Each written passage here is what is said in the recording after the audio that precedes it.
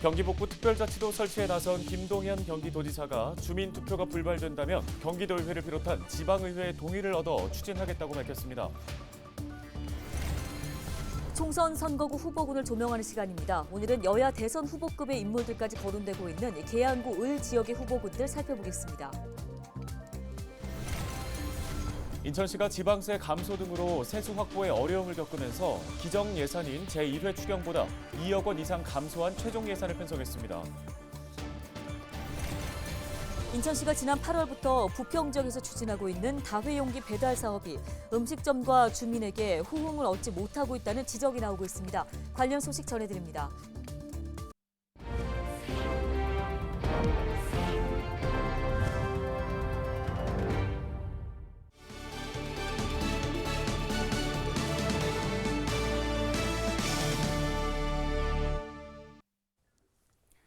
여러분 안녕하십니까? 헬로티비 뉴스입니다. 첫 소식입니다. 경기도가 경기 북부 특별자치도 설치를 핵심 과제로 추진 중이죠.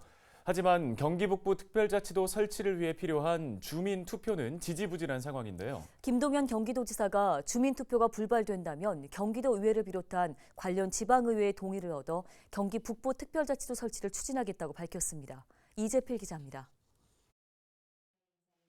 경기도 도정회의 이후 열린 경기북부 특별자치도 설치 민관합동추진위원회 회의.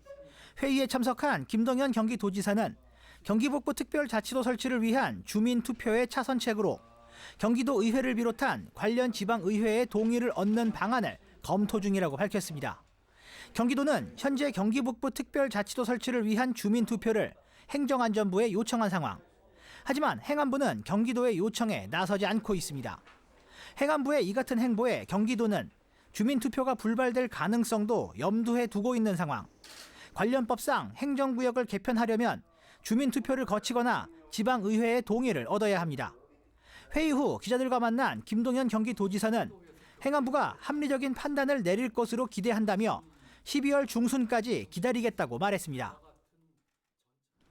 지방의회의 의견 수렴을 할 수 있음에도 불구하고 주민투표를 요청한 것은 보다 민주적이고 보다 많은 주민들의 의견을 들어서 처리함으로써 이 일에 대한 추동력을 받기 위한 것이었습니다. 만약에 주민투표를 거부하게 되면 여러 가지 다양한 방법을 강구하면서 또 국회와 의논하는 그런 방법도 제가 고려하겠다. 한편 경기북부 특별자치도 설치 민관합동추진위원회는 이날 회의에서 경기북부 특별자치도 설치를 위한 주민투표 진행 상황과 향후 대응 계획 등에 대해 논의했습니다. 헬로티비 뉴스 이재필입니다. 인천시가 지방세 감소 등으로 세수 확보에 어려움을 겪으면서 기정 예산인 제1회 추경보다 2억 원 이상 감소한 최종 예산을 편성했습니다.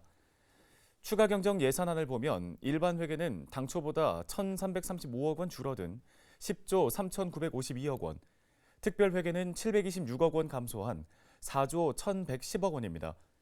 최종 예산이 기정 예산보다 줄어드는 경우는 드물지만 올해는 정부의 지방교부세가 크게 감소한 영향이 컸습니다. 이에 따라 보통교부세는 당초 예상치인 1조 986억 원에서 1,675억 원, 국고보조금은 4조 3,048억 원에서 527억 원을 감액 편성했습니다. 세출은 줄어든 세입에 맞춰 삭감 조치했지만 영유아 보육료 지원 264억 원, 인천교통공사 운영 지원 200억 원, 인천 1호선 검단 연장 사업 194억 원 등 일부 사업은 증액 편성했습니다.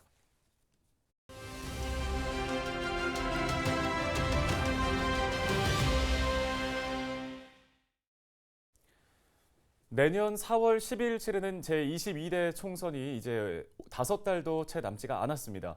특히 계양 을 지역은 이재명 의원의 출마로 큰 관심을 모았던 지역이기도 한데요. 네, 내년 총선에서 계양 지역에 새로운 바람이 불지 관심이 모아집니다. 송효창 기자가 취재했습니다. 계양을 지역구 역시 민주당이 강세인 지역입니다. 계양구 을은 5선을 달성한 송영길 전 더불어민주당 대표의 정치 고향이기도 합니다.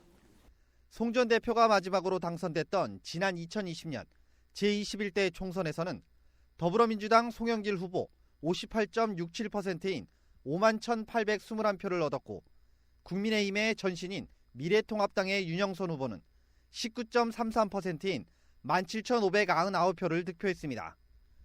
이후 송 전 대표가 지방선거에 출마하면서 자리가 비어진 계양구에서 보궐선거가 진행됐습니다. 지난해 6일 보궐선거에서는 더불어민주당 이재명 후보가 55.24%인 44,289표를 얻어 44.75%인 35,886표를 획득한 국민의힘 윤영선 후보를 제쳤습니다. 계양구을 지역구 역시 역대 선거에서 민주당이 연속으로 자리를 차지했던 곳입니다. 이번 총선에서는 어떨까? 우선 가장 큰 관심사는 이재명 현 민주당 대표의 출마 여부입니다. 민주당 내부에서는 이 대표가 계양구을에 다시 출마한다는 관측이 나오고 있습니다. 만약 이 대표가 출마하지 않을 경우 3명의 후보군이 틈새를 노리고 있습니다. 우선 박형우 전 계양구청장입니다.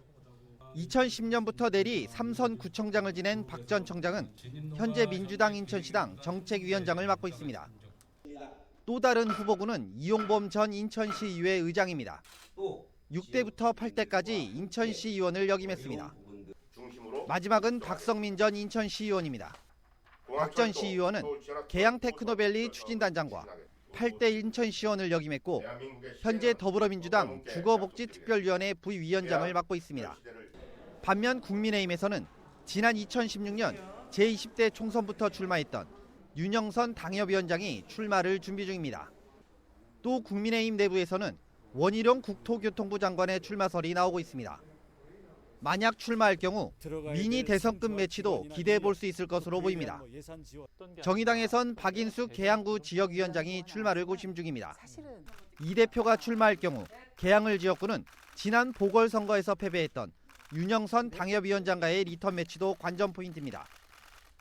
불과 5개월도 채 남지 않은 제22대 총선. 계양구을 지역구의 민심은 어디로 향할지 관심이 모아지고 있습니다. 헬로티비 뉴스 송유창입니다.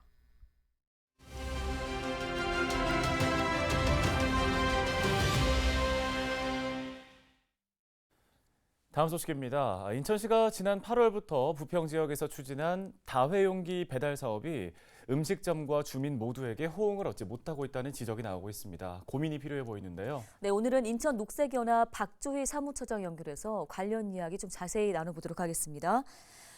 우선 사업 자체에 대해서 좀 궁금하시는 분들이 많을 것 같습니다. 이 다회용기 배달 사업에 대해서 설명을 해주실까요? 소비자가 배달 어플로 이제 음식을 주문할 때 다회용 배달 용기를 선택해서 다회용으로 받고 이제 반납할 때는 그 배달 가방에 부착된 QR코드로 회수를 신청하면 이제 별도 수거 세척 업체가 용기를 가져가는 방식입니다. 이 수거 세척에 비용이 들기 때문에 인천시가 이제 수거하고 세척하는 업체에 한 건당 1,000원을 지원을 하고 소비자는 무료로 이용하는 방식인데요. 올해 8월부터 인천시가 2억 원의 예산을 투입해서 부평구를 중심으로 추진하고 있습니다. 처음에 인천시가 이 사업을 통해서 연간 100만 개 이상의 일회용품 사용 감량 그리고 10톤 이상의 일회용 폐기물 감량 효과가 나타날 것으로 기대를 했습니다. 이렇게 인천뿐만 아니라 전 세계적으로도 쓰레기 문제가 심각한 상황에서 꼭 필요한 사업임에도 호응이 크지 않아서 개선책을 마련해야 할 것으로 보입니다. 네, 그런데 지금 이 다회용기들이 배달업계 일선에서는 좀 잘 사용이 되지 않는다고 들었는데요. 어떤 불편한 점들이 있는 걸까요? 우선 참여 현황을 살펴보면 부평구에 배달 음식점 한 2,000여 곳이 있는데요. 그중에 한 60여 곳, 즉 33%가 되지 않는 상업장에 참여하고 있고요. 올해 다회용 배달 용기 이용 건수를 5만 건 목표로 했는데 아직 2만 건이 되지 않은 상황으로 알고 있습니다. 아직도 많은 사업장이나 시민들이 이 사업 자체를 모르는 경우가 많이 보여서 홍보가 적극적으로 필요하다고 보고요. 우선 참여 사업장이 많아야 하는데 사업장 같은 경우는 아무래도 취급하는 음식 형태에 따라서 담는 용기가 좀 달라져야 하는데 그 부분이 충족되지 않는 점, 그리고 다회용기에 맞춰서 음식을 담아야 하는 번거로움, 그리고 다회용기 음식 제공으로 사업장의 긍정적인 효과를 바로 체감하기 어려운 점이 아마 참여를 주저하게 되는 요인일 것 같습니다. 또한 소비자 입장에서도 이 사업 자체를 모르는 경우가 많고 이미 일회용 배달 용기에 익숙해져 있다 보니까 이걸 반납까지 해야 되는 굳이 선택할 필요성을 느끼지 못하는 경우가 많아 보입니다. 네, 많은 이들의 필요성을 공감하는 사업이니 좀 활성화할 수 있는 해법이 필요해 보입니다. 어떤 개선책들이 있다고 볼 수 있을까요? 우선은 적극적인 홍보가 필요하다고 봅니다. 그러니까 다회용 배달 용기 사용이 왜 필요한지, 어떤 효과가 있는지 알리는 것도 필요하고, 꼭 금전적인 지원이 아니더라도 홍보 효과 등 같이 사업장에게 필요한 인센티브도 모색할 필요가 있습니다. 정기적으로 사업장이나 소비자 등의 의견을 청취하고 반영하는 뭐 회의 체계나 이런 구조가 필요할 수도 있겠고요. 이 사업 자체가 지금 당장 효과가 미비하다고 해서 접을 일은 아니라고 봅니다. 이게 일회용품을 사용하는 문화가 워낙 오래됐기 때문에 문화 전반을 바꿔 나가야 되는 부분이라 시간이 꽤 필요하다고 보고 있습니다. 인천 같은 경우는 수도권 매립지 문제나 소각장 신설 문제로 갈등이 있는 만큼 자체적으로 폐기물 저감 등 자원순환 정책을 적극적으로 추진해 나가길 기대합니다. 네, 잘 들었습니다. 여기까지 듣겠습니다. 인천 녹색연합 박주희 사무처장이었습니다.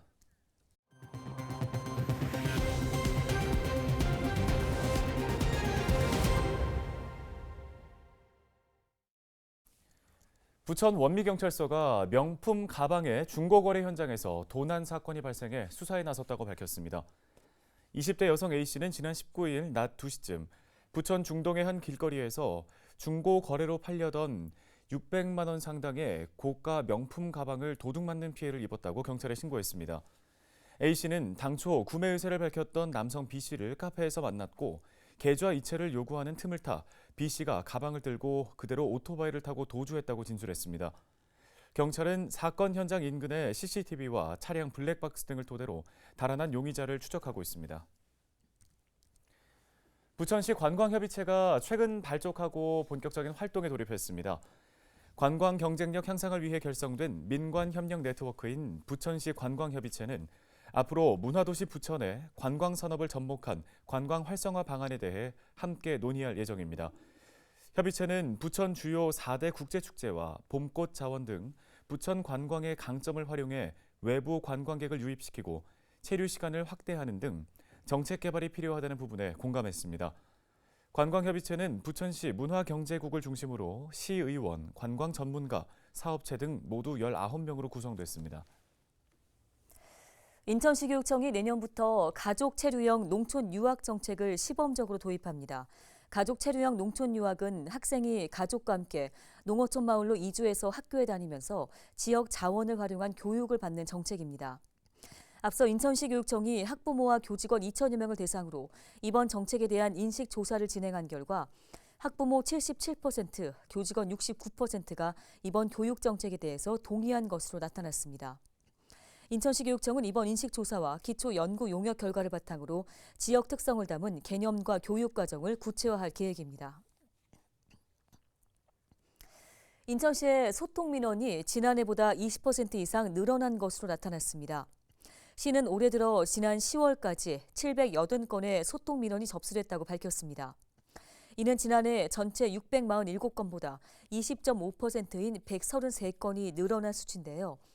분야별로는 전자자기 피해나 재개발, 재건축 민원 등을 다루는 도시 분야가 258건으로 전체 33%를 차지했습니다. 그 다음으로는 일반이 161건, 보건복지 126건, 교통 94건, 문화관광 47건, 환경 39건 순이었습니다.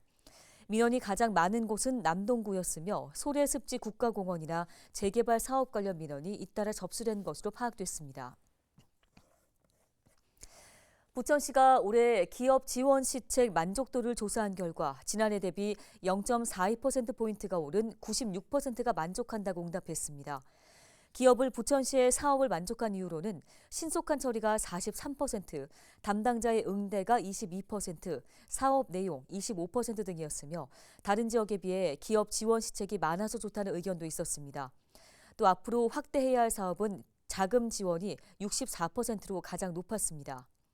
이번 만족도 조사는 부천시 기업 지원 시책의 호응을 파악하고 건의사항 등을 수렴하기 위해서 추진됐으며 올해 1월부터 9달 동안 기업 554곳을 대상으로 조사한 결과 390곳이 조사에 응한 것으로 집계됐습니다.